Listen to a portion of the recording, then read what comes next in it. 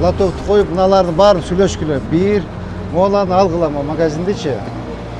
Магазинде алып туруп арка жылдырабыз, тротуар и плюс лотокты жылдыш керек. Түшүндүңөрбү? Могуну алгыла магазинде. Жеке менчик бекен документтерин тактагыла. Я, жеке менчик болсо документ тактагыла, компенсация либо жер беребиз. Макулбу?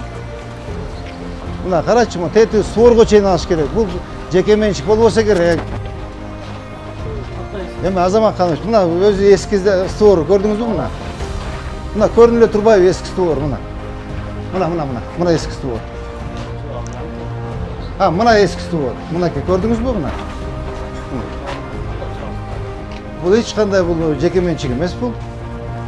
Кандай жеке менчик жолдун акысында отурат бул.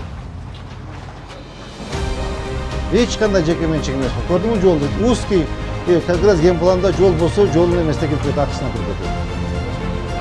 Автомойка тоже мектеп территориясында. Бүгүн суусун светин өчүргүлө. Акылбы?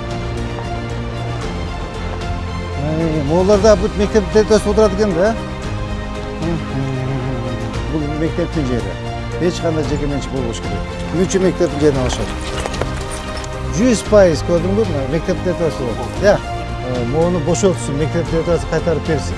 Эч кандай акысы жок булардынчы. Монда акысы жок, монда акысы жок. Бул социалдык объект болсо, кандай бул мектептин территориясы берилип кетет? Карасаң тандырын куруп алыптыр, уят эмеспи? Бүгүн көчүргүн, түшүндүңбү? Таптаза кылсын территориясын. Кароол деген тиякта кароол фото отурат, кароол деген. Кароол деген биякта жашайт беле. Кароол деген фото отурат, форма кийип алып. Ошону кароол дейт. Бул жөнү житель экен. Кара канча деген территория кор болуп жатат. Муну карасаң бүт казан, очок, мына кара. Кечинде эле курма кылып жептир.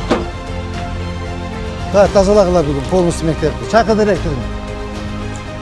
Ал могулар баарын алыңыз. Бүгүн полный көчүп чыгып кетиңиз. Кереги жок бул жерде. Мектеп төртөрүнө жатып алыпсыз. Срочно. Срочно автомобиль бүгүн алгыла.